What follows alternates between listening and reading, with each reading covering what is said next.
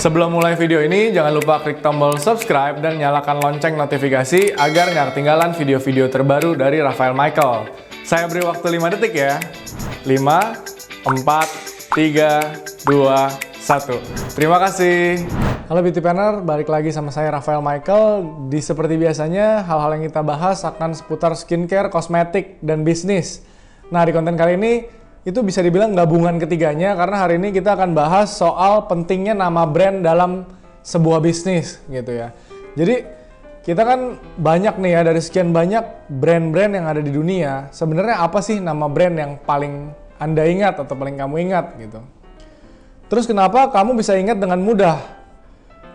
Pastinya kan dari segi kemudahan hurufnya atau mungkin dari brand-brand yang kita ingat ini, oh banyak kan satu kata doang gitu. Atau enggak cuma 2 kata doang, nggak sampai 3 sampai 5 kata, yaitu itu salah satu faktor yang menentukan nama brand itu oke sama nggak oke. Salah satu faktornya yang harus mudah diingat gitu.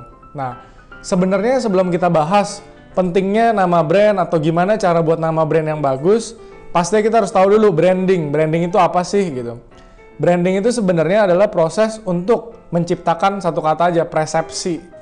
Gimana caranya kita menciptakan persepsi ke pikirannya konsumen. Waktu konsumen mikirin tentang produk kita atau brand kita, apa yang ada di benak mereka gitu. Kalau kita ciptain persepsi tentang Zara, pastinya apa yang ada di pikiran kita? Brand fashion yang cukup mahal gitu kan. H&M, apa? Brand fashion untuk anak muda mungkin bagi sebagian orang, atau fashionable gitu.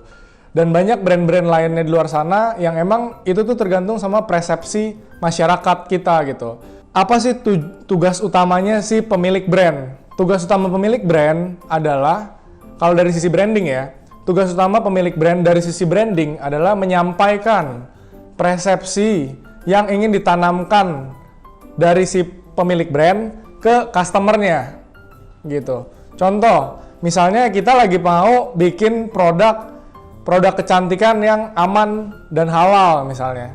Nah, berarti aman dan halal ini adalah hal yang harus kita terus-terusan kirimkan dan kita kasih konten-kontennya yang berkaitan dengan aman dan halal gitu ke konsumen akhir kita gitu. Sehingga konsumen akhir kita tahu, oh ternyata produk kita tuh aman dan halal gitu. Sama halnya sama kita sendiri sebagai orang, kita itu punya brandingnya masing-masing. Apa yang dipikirkan orang lain ketika dia dengar nama kita? Itu adalah brandingannya kita gitu. Contohnya ada anak di MPM, kalau disebut namanya si A, ya brandingannya lucu gitu misalnya. Jadi ya ada hal-hal seperti itu gitu. Itu tergantung sama sehari-harinya. Jadi brand itu sama, bisa diciptakan ataupun nggak diciptakan, tapi semua orang pasti ada brandingannya masing-masing. Semua produk, semua brand ada brandingannya masing-masing gitu. Nah, mengetahui yang tadi, brand is about perception, persepsi orang ya. Gimana cara kita deliver persepsi yang sama dari yang kita mau ke orang lain. Kenapa nama brand itu menjadi penting atau brand itu menjadi penting? Yang pertama, jadi brand itu bisa menjadi indikator kepercayaannya konsumen. Jadi tiap konsumen udah pasti percaya sama brand yang emang dikasih dan dideliver gitu. Terus yang kedua, citra bisnisnya bisa meningkat. Karena dengan nama brand yang perlahan-lahan naik terus, citra bisnis akan meningkat. Ketiga, pembeda antara bisnis. Kalau kita sebagai pedagang, bukan pebisnis, kita akan jual produknya doang. Kalau yang lagi laku produk A, ya jualan itu doang. Lagi laku produk teddy bear misalnya, ya semua orang akan jual teddy bear yang sama gitu, beruang-beruangan, boneka. Tapi waktu kita masukin unsur brand di dalamnya, muncullah Teddy House. Jualan produk boneka beruang, dan dia bisa jual dengan harga premium, tapi itu ada brandnya. Jadi semua orang yang mau belanja boneka beruang yang premium, belinya di Teddy House gitu. Makanya citra bisnisnya meningkat. Dan akan jadi pembeda, bukannya jadi barang komoditas lain gitu. Nah, yang keempat itu promosinya akan lebih mudah. Brand itu ibaratnya investment. Kita invest ke dia dan nggak mati-mati gitu loh. Investment dia akan semakin meningkat gitu. Bedanya sama komoditi, waktu komoditi itu barang udah banjir di pasaran, ya barangnya mati. Karena udah nggak ada pembedanya lagi masing-masingnya gitu. Terus ada lagi, itu yang kelima, mudah melaunching produk baru. Waktu brand ini udah makin maju, orang yang loyal sama brand ini udah banyak, ya pasti akan lebih mudah untuk melaunching produk-produk selanjutnya. Karena udah tercipta yang namanya trust. Brand itu setelah dia memunculkan persepsi yang bagus di benak konsumen, konsumen beli, dan waktu dia coba, oh ternyata bagus produknya. Ya di situ konsumen muncul yang namanya trust. Dan dari trust itu perlahan-lahan jadi loyalitas. Waktu udah loyal si konsumennya ke kita, ya udah enak, kita mau launching produk apapun ya oke. Tapi jaga nama brand kamu gitu loh, jaga brandnya. Jangan sampai kepercayaan konsumen hilang dengan kamu ciptain produk yang asal-asalan atau enggak pelayanannya yang sembarangan gitu. Itu harus dijaga. Dari kelima hal tersebut, jadi gimana sih bikin nama brand yang bagus buat perkembangan bisnis?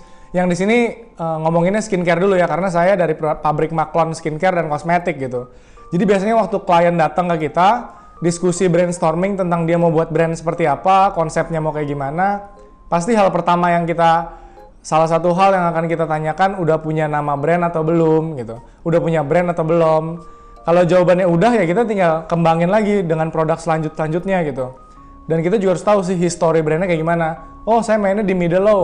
Berarti produk yang akan ditawarin MPM ke si brand owner akan produk-produk yang cocok di pasaran middle low. Inovasinya juga akan ke sana gitu. Tapi kalau misalkan, oh saya belum punya nama brand, belum punya brand. Nah, salah satu hal yang harus dilakukan juga, selain kita harus develop produknya, tes produknya, itu harus pikirin nama brandnya dulu. Untuk daftar ke BPOM harus ada nama brand, ya. Dan nama brand ini bisa dicek di situsnya Haki, ya, ada di website. Nah, jadi nama brand ini adalah nama yang harusnya belum pernah digunakan. Itu step pertama tuh, harus cari nama yang belum pernah digunakan. Cari di mana? Banyak konsultan Haki, atau bisa langsung aja kontak MPM untuk bantu ngecekin, itu juga bisa gitu. Dari konsultan itu ntar dia bisa cekin lagi ke Dirjen Hak Kekayaan Intelektual. Nah di situ baru ketahuan nama brandnya udah ada atau enggak. Biasanya sih kalau dari MPM waktu ada klien yang mau bikin nama brand baru atau create second brand, bikin brand kedua gitu, mereka akan ngasih 5 nama yang kira-kira oke untuk mereka jadiin brand. Dan kita akan cek dari 5 nama ini mana yang bener-bener aman bisa dijadiin brand untuk didaftarin gitu. Kalau mau daftar BPOM untuk pembuatan produk skincare dan kosmetik, itu dalam waktu cuma 1-7 hari aja udah bisa. Jadi daftarin Haki 1-7 hari itu udah bisa kita daftar langsung ke BPOM gitu dengan form pendaftaran merek gitu. Terus yang kedua, selain tadi nama yang belum pernah digunakan, kita harus cari juga nih namanya yang unik sama singkat ya. Jadi nama itu jangan terlalu panjang. Namanya singkat aja, 1-2 kata udah oke. Yang gampang diingat ya. Terus yang ketiga, harus yang mudah didengar dan mudah diucapkan. Jangan yang nama terlalu ngejelimet gitu. Biasanya nama-nama yang gampang diucapkan itu nama yang gampang masuk ke benak konsumen. Ya. Nike, Apple, Zara, gampang diucapkannya gitu. Jangan yang susah-susah lah gitu, yang gampang untuk orang Indonesia aja. Yang keempat, cari brand dengan makna yang positif. Ya. Bisa jadi kepercayaan dari ownernya, bisa jadi kepercayaan dari lingkungan luar. Yang penting nama itu harus bisa merepresent kita untuk menjadi positif gitu, dan bisa ngedukung bisnis kita. Terus yang kelima, buatlah nama sesuai cerminan produk itu gitu. Kalau emang namanya produk beauty, ya bolehlah dikasih unsur-unsur beauty di dalamnya. Atau mungkin namanya mau tentang natural, boleh ada unsur-unsur natural di dalamnya. Namanya tentang teknologi, boleh ada unsur teknologi di dalamnya. Contoh kayak Gojek, itu kan ada unsur produknya di dalamnya, yaitu ojek. Jadi makanya namanya Gojek gitu. Tokopedia, yaitu ada unsur dalamnya, marketplace, toko. Ya, jadi orang-orang buka toko di sana, makanya namanya Tokopedia. Shopee, ada unsur produknya juga di dalamnya, shop, kan belanja. Jadi makanya namanya Shopee, kayak gitu. Terus yang keenam, pilih desain logonya. Desain logo itu sesuai cerminan dari produknya itu sendiri, dan juga bisa menarik perhatian konsumen, gimana caranya gitu loh. Jadi bagusnya sih udah ada visi misinya dari logo tersebut. Oh, ngeliat logo ini artinya seperti ini gitu. Kalau ngeliat logonya MPM Beauty, itu artinya kolaborasi bareng-bareng untuk satu tujuan yang sama gitu. Itu ada di semua logo, pasti harus ada meaningnya. Terus yang ketujuh, yang terakhir, jangan terlalu panjang. Tadi kan saya udah bilang, jangan terlalu panjang. 1-2 kata udah oke. Kalau udah 3-10 kata orang udah pusing tuh ngedengernya. 1 kata better, 2 kata oke, dan seterusnya bisa disesuaikan lah. Kadang-kadang kan bisa jadi singkatan atau gimana gitu. Cuma saran saya jangan terlalu panjang gitu. Jadi lebih gampang dan lebih oke juga lah buat konsumen untuk ngedengar, ngucap, sama ngingat. Karena intinya kita mau brand kita tuh diingat di benak konsumen dan dipercaya. Jadi gitu aja, kesimpulannya itu kalian harus pastiin punya nama brandnya itu yang menjual, menarik, mudah diingat. Dan yang pastinya pastiin jangan sampai sama orang lain. Tanya ke konsultan hakinya atau boleh tanya ke MPM Beauty kalau emang pengen bikin skincare sama kosmetik brandnya. Jadi brand itu nggak digugat sama orang lain gitu.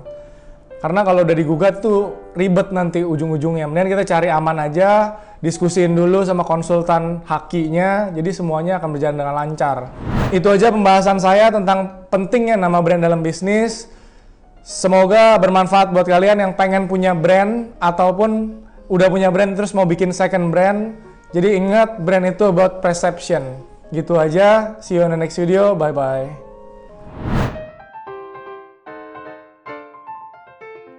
Untuk beautypreneur yang ingin memulai atau mengembangkan bisnis kecantikan, serta membutuhkan bimbingan dan pelatihan untuk menjalankan bisnis kamu, silahkan konsultasikan ke RM Management melalui Instagram @RaphaelMichaels untuk solusi bisnis kecantikan kamu.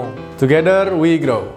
Dan untuk beautypreneur yang ingin membuat produk skincare dan kosmetik dengan brand kalian sendiri, atau untuk kalian yang udah punya brand dan ingin mengembangkan lagi SKU produknya, silahkan langsung konsultasikan ke tim MPM Beauty dengan cara klik link yang ada di deskripsi ya.